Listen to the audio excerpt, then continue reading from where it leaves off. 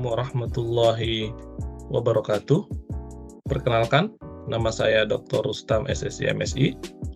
Saya adalah dosen pada program studi S1 Teknik Telekomunikasi Universitas Telkom. Pendidikan terakhir saya adalah S3 Matematika ITB. Mata kuliah yang saya ampu tentu berkaitan dengan bidang keilmuan saya atau pendidikan terakhir saya, yaitu matematika. Di antaranya adalah kalkulus 1, kalkulus 2, matriks dan ruang vektor, serta variabel kompleks.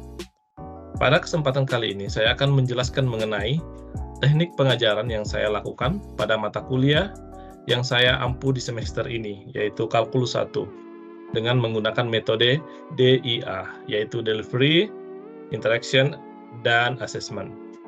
Sebelum masuk pada video teknik pengajaran mata kuliah kalkulus 1, saya akan menjelaskan terkait deskripsi mata kuliah kalkulus 1.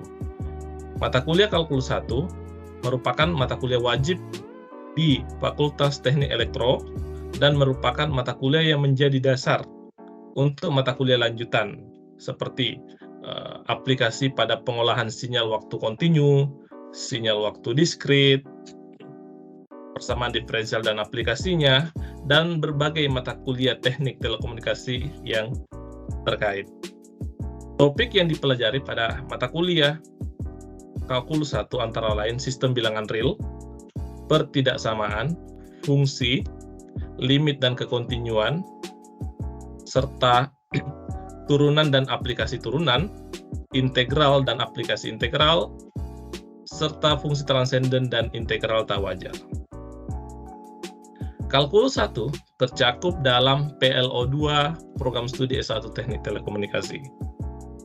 PLO2 yaitu memiliki kemampuan menerapkan pengetahuan matematika, ilmu pengetahuan alam, teknologi informasi dan teknik dan keteknikan untuk mendapatkan pemahaman menyeluruh tentang prinsip-prinsip teknik telekomunikasi.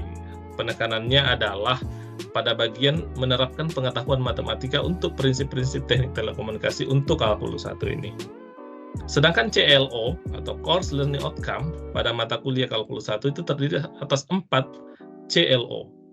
CLO 1 yaitu menyelesaikan persoalan matematis terkait topik sistem bilangan real, pertidaksamaan dan fungsi. CLO 2 menyelesaikan persoalan matematis terkait topik limit dan kekontinuan suatu fungsi, turunan beserta aplikasinya. CLO 3 menyelesaikan persoalan matematis terkait topik integral serta penggunaan integral. CLO 4 menyelesaikan persoalan matematis terkait topik fungsi transenden dan integral tak wajar. Setelah kita mengetahui deskripsi mata kuliah kalkulus 1, saya akan menjelaskan terkait teknik pembelajaran kalkulus 1 yang saya lakukan dengan menggunakan pendekatan DIA, Delivery, Interaction, dan Assessment. Yang pertama, Delivery. Delivery di sini saya merupakan teknik yang saya gunakan dalam mengantarkan mata kuliah kalkulus 1 sehingga mata kuliah dapat tersampaikan dengan baik kepada mahasiswa. Dalam menyampaikan materi, saya membuat slide materi yang saya gunakan untuk mempresentasikan materi kepada mahasiswa. Slide yang saya buat mengacu pada buku referensi yang ditulis oleh Edwin J. Parsel yang berjudul Kalkulus dan Geometri, Jilid 1, edisi 9. Lebih lanjut, saya juga mengembangkan konten pembelajaran pada LMS atau Learning Management System Telkom University, dan materi perkuliahan dapat diakses di LMS oleh mahasiswa. Perkuliahan kalkulus 1 dilakukan secara full on-site. Dalam mengantarkan materi kalkulus 1, saya menjelaskan materi atau konsep pada slide yang telah saya buat, disertai dengan contoh soal dan solusinya. Setelah penjelasan materi dan konsep, serta contoh soal, saya memberikan kesempatan kepada mahasiswa bertanya jika terdapat hal yang belum mereka pahami. Itu dari segi delivery. Kemudian dari interaksi atau interaction, saya memberikan kesempatan tadi bertanya kepada mahasiswa jika terdapat hal yang belum dipahami, dan setelah itu saya memberikan soal latihan. Soal latihan untuk menimbulkan interaksi dan meminta mahasiswa untuk mengerjakan pada buku catatan masing-masing terlebih dahulu. Jadi soal latihan dikerjakan di buku catatan masing-masing terlebih dahulu. Setelah waktu pengerjaan dirasa cukup, saya akan mempersilahkan salah satu mahasiswa yang ingin maju untuk menyelesaikan soal latihan di papan tulis. Saya memberikan apresiasi kepada mahasiswa yang berani maju ke depan dengan meminta semua rekan-rekannya memberikan aplaus yang meriah kepadanya. Setelah itu, soal latihan akan dikerjakan secara bersama atau dibahas bersama antara dosen dan mahasiswa. Selanjutnya, dosen melanjutkan dengan memberikan contoh dengan tipe soal yang berbeda dan menjelaskan solusinya. Nah, pada bagian asesmen, setelah mahasiswa memahami beberapa contoh dan menyelesaikan beberapa soal latihan, di akhir pertemuan, dosen memberikan penugasan yang akan menjadi asesmen. Asesmen diberikan secara mandiri dan berkelompok. Untuk asesmen mandiri, mahasiswa harus mengerjakan soal quiz review yang telah disimpan pada LMS oleh dosen, dan waktunya adalah sehari setelah perkuliahan berlangsung. Dosen mengatur range waktu pada LMS terkait durasi mengerjakan soal kuis dan range waktu kapan kuis itu dapat diakses oleh mahasiswa. Sehingga mahasiswa yang kurang disiplin, yang mengakses soal review atau kuis review di luar range waktu yang telah disepakati antara mahasiswa dan dosen, maka mahasiswa tersebut tidak akan bisa mengaksesnya. Dosen juga memberikan penugasan berkelompok. Masing-masing kelompok mengumpulkan jawabannya di pertemuan berikutnya, serta masing-masing kelompok harus mempresentasikan tugasnya di awal pertemuan berikutnya. Kemudian untuk penilaian, setiap CLO, tadi ada 4 CLO, akan ada tugas individu dan tugas kelompok serta ujian CLO. Bobot tugas individu dan kelompok untuk CLO 1 adalah 10%, dan bobot ujian CLO 1 adalah 10% juga. Bobot tugas individu dan kelompok untuk CLO 2 adalah 10%, dan bobot ujian untuk CLO2 adalah 20%. Kemudian bobot tugas individu dan kelompok untuk CLO3 adalah 10%, dan bobot ujian CLO3 adalah 10%. Sedangkan yang terakhir, bobot tugas tugas individu dan kelompok untuk CLO4 adalah 10%, dan bobot ujian CLO4 adalah 20%, sehingga total keseluruhannya adalah 100%. Selanjutnya, saya akan menampilkan proses pengajaran yang saya lakukan pada mata kuliah Kalkulus 1. Selamat menyaksikan. Waalaikumsalam warahmatullahi wabarakatuh. Selamat sore semuanya. Sore. Oke, hari ini saya akan membawakan mata kuliah Kalkulus 1 yang merupakan mata kuliah Basic Engineering, ya, atau dasar dari teknik itu. Kita belajar kalkulus. Ini mata kuliahnya dan ini kode mata kuliahnya 3 SKS pokoknya di program studi teknik telekomunikasi. Oke, baik. Ini sebagai pengantar kita. Ini perkenalannya, nama saya, kode dosennya, emailnya, nomor HP-nya. Mungkin nanti bisa kontak di sini kalau ada perlu. Oke. Kemudian ketika kita mempelajari kalkulus itu sebenarnya ada PLO yang kita sebut di sini program learning outcome, yang mana kita ada di sini sebenarnya. Mahasiswa memiliki kemampuan menerapkan matematika. Nah, secara khususnya kalkulus itu ada di sini, oke? Yang mana matematika ini nanti harapannya bisa diterapkan untuk prinsip telekomunikasi ke depan, untuk ilmu-ilmu yang terkait telekomunikasi, harapannya seperti itu. Nah, di PLO itu kita ada penjabaran yang disebut CLO atau Course Learning Outcome. Singkatnya CLO. CLO di kalkulus itu ada 4. Yang pertama, di sini CLO 1 menyelesaikan persoalan matematis terkait topik sistem bilangan real, pertidaksamaan dan fungsi.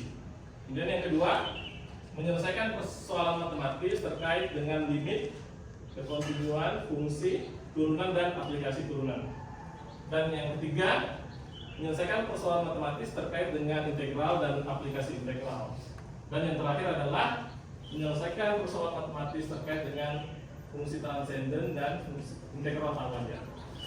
Oke, ini CLO kita ada 4. Nah, ini topik-topiknya nih. Nah, ini nanti akan masuk CLO 1, kemudian ini akan masuk CLO 2, kemudian ini CLO 3, dan ini adalah CLO 4. Oke. Nah, ini adalah kontrak jadwal kita ya. Harapan saya kita datang sesuai waktunya di sini. Kemudian, nah ini aturannya selama kuliah harus datang tepat waktu. Oke. Kemudian ada buku catatan yang dipersiapkan. Kemudian ada pakaian yang harus rapi sesuai dengan ketentuan di Jalpa University. Tidak boleh curang kalau ujian, ya. Oke. Kemudian aktivitas dalam kelas. Nah, ini mungkin proses yang akan kita jalani selama kuliah kalkulus ini. Yang pertama, dosen akan menjelaskan nih atau mendelivery materi atau topik yang akan dipelajari. Kemudian nanti ada diskusi atau tanya jawab, dan mungkin nanti akan ada penugasan individu maupun kelompok yang nantinya akan diberikan oleh dosen. Kemudian ada penugasan juga di rumah. Oke. Nah, ini adalah pembagiannya. Jadi tadi kita punya 4 CLO. CLO 1 nanti itu adalah sistem bilangan real dan fungsi. Itu nanti setelah itu kita pertemuan ini selesai, kita akan ujian CLO 1. Oke. Setelah itu limit dan kekontinuan dan turunan, aplikasi turunan ini selesai, maka kita akan ujian di CLO 2. Nah, ini tuh CLO 2-nya adalah UTS. Oke. Dan setelah itu integral dan aplikasi itu nanti kita ujiankan di CLO 3. Oke. Tapi nanti materi CLO 3 ini cuma ini saja. Ini tidak masuk CLO 3, nanti diujiankan, jadi cukup ini saja. Dan yang terakhir ini fungsi transenden dan integral tawaja. Ini nanti diujiankan pada saat UAS, ya, ujian akhir semester. Nah, ini komponen penilaiannya segini. Oke. Jadi kalau lihat ya, CLO 1 itu nilainya 20%, CLO 2 nilainya 30%, kemudian CLO 3 nilainya 20 dan CLO 4 30. Di sini sebenarnya yang membedakan itu UTS-nya 20% dan UAS-nya 20%. Oke? Jadi totalnya 100% nih. Jadi kalau kalian nanti tugas kelompoknya bagus, tugas individunya bagus, itu totalnya 40 nih. 1, 2, 3, 4. Jadi 40%. Itu sangat membantu sebenarnya ketika nanti misalkan nilai ujiannya kurang maksimal nih. Ujian CLO 1, CLO 2, CLO 3, dan CLO 4. Oke. Nah, ini seperti biasa pemberian bobot penilaiannya. Kalau dapat 80 pas ke atas, maka nilainya adalah A, dan seterusnya. Oke, ini adalah referensi yang digunakan di kuliah ini. Referensi yang pertama sebenarnya ini adalah tulisannya Edwin J. Parcel ini. Edwin J. Parcel menulis buku Kalkulus dan Geometri, ini versi terjemahan oleh Erlangga. Yang lainnya ini cuma pendukung saja. Thomas, yang Koko Martono juga cuma pendukung. James Stewart juga. Oke, akan masuk materi pertama, yaitu terkait dengan CLO 1, yaitu kemampuan yang diharapkan adalah menyelesaikan persoalan matematis terkait dengan sistem bilangan real, pertidaksamaan, dan fungsi atau pertatamaan. Untuk hari ini kita akan fokus mengerjakan ini, mempelajari ini, dan pertidaksamaan. Oke. Nah, apa yang ingin kita capai hari ini? Yang pertama adalah mengetahui dan memahami definisi dan jenis-jenis sistem bilangan real. Dan yang kedua, menyelesaikan pertidaksamaan atau pertidaksamaan pada bilangan real. Jadi dua subtopik ini akan kita pelajari. Oke, yang pertama kita mulai dulu nih, definisi. Definisi dari bilangan real itu kita mengambil definisi yang disebutkan oleh Koko Martono dalam bukunya Kalkulus, yang tadi referensi ketiga itu. Koko Martono menyebutkan bahwa sistem bilangan real itu merupakan himpunan bilangan real yang disertai dengan operasi penjumlahan dan perkalian. Jadi ingat saja bahwa sistem bilangan real itu merupakan himpunan bilangan. Jadi dia himpunan sebenarnya. Himpunan bilangan yang disertai dengan operasi penjumlahan dan perkalian yang memenuhi aksioma tertentu. Oke, ini definisinya. Kemudian, nah ini mungkin gambar petanya nih biar lebih jelas. Oke, ini kita kenal sebagai bilangan apa ini? Bilangan asli. Oke, mulai dari berapa bilangan asli? Nah ini dari 1. Kemudian ada yang lebih luas lagi disebut bilangan apa? Bilangan bulat. Bilangan bulat atau dikenal dengan istilah integer. Integer itu mulainya dari berapa? Negatif tak hingga sampai tak hingga. Tapi ya cukup yang bulat saja. Nah kemudian ada perluasan lagi nih, namanya bilangan rasional. Rasional itu apa definisinya? Bilangan yang bisa dibuat seperti ini definisinya, yaitu bisa dibagi seperti ini A per B, yang mana A-nya itu bilangan bulat, anggota di sini, kemudian B-nya juga anggota di sini. Tapi B-nya itu syaratnya nggak boleh 0, karena kalau bagi 0 kan nanti tidak terdefinisi. Jadi ini disyaratkan dengan 0. Kemudian bilangan real. Nah, bilangan real itu gabungan antara bilangan rasional yang ini dengan bilangan irasional. Irasional itu contohnya gimana? Ini akar 2, akar 3. Kenapa disebut sebagai irasional yang ini? Karena tidak bisa dinyatakan dalam bentuk A per B. Jadi kalau bisa dinyatakan dalam bentuk A per B, dia bilangan apa? Rasional. Oke, itu aja yang membedakan ya. Jadi akar 2 itu tidak bisa dinyatakan dalam bentuk A per B yang mana hanya bulat, B-nya juga bulat. Oke. Nah, garis bilangan. Sebenarnya kalau kita lihat bahwa garis bilangan itu sebenarnya dia satu media yang membuat kita itu bisa lebih melihat bilangan real. Media kita untuk menyajikan bilangan real. Oke. Jadi ini garis bilangan. Kemudian pada garis bilangan, setiap bilangan mempunyai posisi. Jadi di sini ada negatif 3, ada negatif 2. Tapi ingat, di sini sangat banyak bilangan ya. Ada berapa bilangan antara min 3 sampai min 2? Pada bilangan real? Tak hingga banyaknya bilangan real. Kalau bilangan bulat, ada berapa bilangan bulat antara ini dan ini? Tidak ada, ya kan? Kan bulat. Tapi bilangan real tak hingga banyaknya. Kan ada min 3, kemudian ada min 2,9 dan banyak sekali di sini sampai tak hingga. Oke, kemudian pada garis bilangan setiap bilangan punya posisi, dan yang terakhir kita mempunyai sifat disebut sifat urutan. Jadi ada urutan, ya pasti 0 lebih kecil daripada 1, akar 2 lebih besar daripada 1. Ini namanya sifat urutan. Oke, jadi kalau punya 2 bilangan real, maka kemungkinannya 3. Apakah bilangan ini lebih besar daripada ini, atau yang ini lebih besar ini, atau ini sama dengan yang ini. Jadi kalau ditulis, kalau punya 2 bilangan real kayak gini, gampangnya itu seperti ini, bahwa X-nya itu kalau tidak sama, maka dia lebih besar atau lebih kecil. X dia lebih besar dari Y, ataukah X itu dia lebih kecil dari Y, atau si X ini dia sama dengan Y. Ini aja kemungkinannya, nggak mungkin ada yang lain, ya kan? Kalau dia nggak lebih besar ya lebih kecil.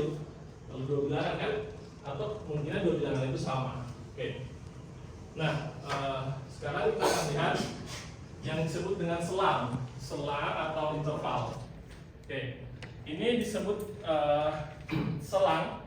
Itu bentuknya kalau kita ekspresikan, ekspresi dari himpunan itu seperti ini. Ini sudah familiar di SMA kan? X, di mana X lebih kecil dari A. Dan kalau kita tulis dalam bentuk selang, maka kita tulis sebagai kurung biasa. Nah, nanti kalau dia ada sama dengannya, di sini ada sama dengan, maka kita memberikan dia kurungnya bentuk apa namanya? Siku. Jadi itu yang membedakan. Kalau nggak ada sama dengannya, pakai kurung biasa aja. Oke. Ini disebut interval buka atau selang buka. Kalau yang ini selang tertutup. Oke. Nah, sekarang kalau grafiknya gimana? Kalau dia buka, maka kita menuliskan dia bolong di sini. Artinya apa? A-nya itu bukan bagian dari himpunan itu kan? Kalau dia dot, artinya apa? Ya, si A itu merupakan bagian dari himpunan itu. Dan seterusnya, kalau dua-duanya kiri kanan, berarti antara A dan B maka kita tulisnya kayak gini. Ini mengikuti pola interval muka atau luktur. Nah, sekarang kita akan masuk pertidaksamaan. Bentuknya itu adalah seperti ini. A per B itu lebih kecil daripada D per E. Nah, di mana ya ininya adalah suku banyak atau polinom, yang mana ini tidak boleh 0, ini juga tidak boleh 0. Oke? Nah, gimana cara menyelesaikan pertidaksamaan? Yang pertama, menyelesaikan suatu pertidaksamaan adalah mencari semua himpunan bilangan real yang membuat pertidaksamaan berlaku. Jadi nanti kita mau cari X-nya berapa nih? X-nya berapa supaya si bilangan realnya itu berlaku? Supaya pertaksamaannya itu berlaku. Sehingga kita mencari itu kita sebutnya sebagai himpunan penyelesaian atau disingkat HP. Nah, cara mencari HP gimana? Yang pertama, bentuk pertidaksamaan itu menjadi seperti ini. Kita membuat dia lebih kecil 0. Oke, nanti diarahkan menjadi seperti ini, lebih kecil 0. Kemudian yang kedua, faktorkan P dan Q menjadi faktor linear atau faktor kuadrat, boleh. Dan yang terakhir adalah tentukan titik pembuat atau titik pemecahnya, pembuat 0 faktor linearnya. Nanti kita lihat contohnya seperti apa maksudnya ini.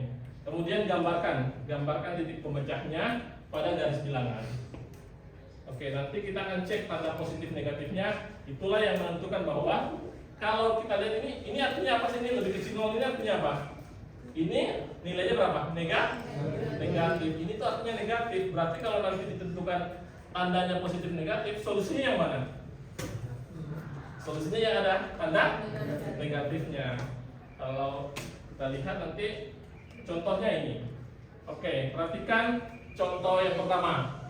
13 lebih besar sama dengan 2x kurang 3 lebih besar 5. Nah, kita akan coba menyelesaikan. Nah, langkah pertama adalah kalau dulu mungkin di SMA dikatakan pindah ruas kan? Padahal tadi definisi sistem bilangan itu apa? Dia adalah himpunan yang memenuhi apa? Operasi apa? Penjumlahan atau pengalihan. Sebenarnya yang dilakukan di sini itu adalah semua ruas diapakan? Semua ruas ditambah dengan berapa? Ya, itu sebenarnya yang dilakukan. Cuman dulu mungkin dipahamkan supaya lebih mudah. Ya udah, ini pindah ruas ke kanan, pindah ruas ke kiri berubah tanda. Padahal yang dilakukan adalah semua ruas ditambah 3. Ya, itu cara berpikir aljabarnya sebenarnya. Oke, kemudian dapatlah seperti ini disederhanakan. Kemudian kita dapat seperti ini. Tapi semua ruas dikali berapa? Kali setengah. Karena tadi tidak ada bagi kan? Jadi operasinya itu menjumlahkan atau mengalihkan. Jadi dikali setengah nih sebenarnya. Oke. Nah, atau ini tuh kita bisa tulis seperti ini. Nah, ini cara bacanya gimana? Cara bacanya seperti ini. Mulainya lihat ke sini, kemudian baca ke sini. Berarti apa artinya? X lebih besar sama dengan 4. Kemudian ke sini lihat ke sini. X lebih kecil sama dengan 4. Nah, itu cara bacanya. Bukan dibaca dari sini, biar paham, biar mudah memahaminya. Oke, dibaca di sini, kemudian ke sini, kemudian dibaca ke sini. Biar ini cara mudah untuk memahaminya. Oke, siapa yang mau maju ke depan untuk menyelesaikan ini? Salah satu yang mewakili temannya. Siapa? Silakan. Oke, silakan. Silakan acung tangannya. Ya. Oke, silakan. Ya. Ya, silakan ditulis di sini. Yang agak gede tulisannya supaya teman 2 lebih kecil sampai 6 kurang. Ini kurang jelas ya. Nanti.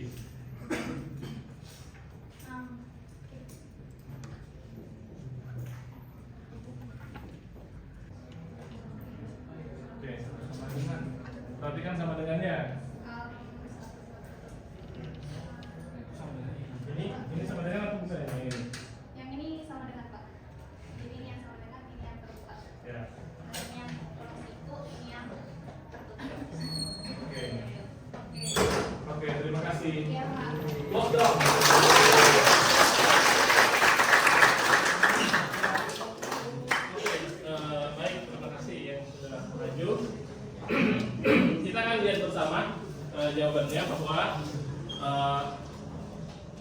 pertama saya sampaikan bahwa belajar itu jangan takut salah, karena justru kita belajar itu untuk memperbaiki kesalahan. Nah, sampailah kita pada akhir pertemuan kita di kampus 1 pertemuan pertama kita. Silakan, nanti ini adalah tugas kelompok. Jadi kita sudah membagi 3 kelompok. Nanti masing-masing kelompok mengerjakan ini, dan ini perintahnya, instruksinya ini silakan diperhatikan. Masing-masing kelompok mengumpulkan jawaban dan mempresentasikannya pekan depan, ya, pekan depan dipresentasikan. Jadi silakan dikerjasamakan untuk menyelesaikan ini dan dikumpulkan minggu depan. Dan tugas individunya itu bentuknya kuis. Oke? Oke. Nah, coba perhatikan di sini. Silakan mengakses LMS-nya hari Kamis. Kamis artinya besok kan? Besok pada 21 September 2023 pukul 8 sampai pukul 9. Silakan diakses pada waktu ini. Kalau di luar ini gimana? Nggak bisa diakses, sudah tertutup. Ya, jadi harus disiplin nih. Mengerjakan kuisnya kalau di luar waktu ini nggak bisa diakses. Caranya gimana? Buka ini, kuis review pada topik 1. Nanti di LMS-nya ada topik 1. Ini saya tunjukin ya. Terakhir saya tunjukkan bahwa tugas individunya dalam bentuk LMS. Nah, di sini nih, ini LMS-nya sudah tahu semua kan? Ini ada kalkulus. Kemudian, nah, silakan kalian cari topik 1. Nah, ini selamat datang di topik 1. Nih, ini ada quiz review 1. Oke. Kalian buka besok jam 9 sampai jam 8 sampai jam 9. Itu nanti masing-masing mengerjakan di rumah masing-masing, ya. Soalnya langsung jawabannya langsung dikumpulkan di LMS juga. Oke? Itu bentuk penilaian untuk pertemuan ini. Oke? Nanti hasilnya akan saya feedback ke depan, minggu depan. Oke? Baik. Ada yang ditanyakan? Sudah paham semuanya? Oke, baik. Saya harapannya tugasnya dikerjakan dengan baik, tugas individunya dan kelompoknya dikerjakan dengan baik juga. Ya? Baik. Mungkin demikian. Saya ucapkan terima kasih semuanya telah hadir di kuliah kalkulus kita, kalkulus 1 pertemuan perdana. Mudah-mudahan nanti semakin menambah wawasan kita tentang matematika yang merupakan basic engineering itu. Terima kasih. Assalamualaikum warahmatullahi wabarakatuh. Demikianlah cuplikan mengenai pengajaran yang saya lakukan secara onsite pada mata kuliah Kalkulus 1. Semoga bermanfaat dan tetap semangat. Salam Kampus Merdeka. Wassalamualaikum warahmatullahi wabarakatuh.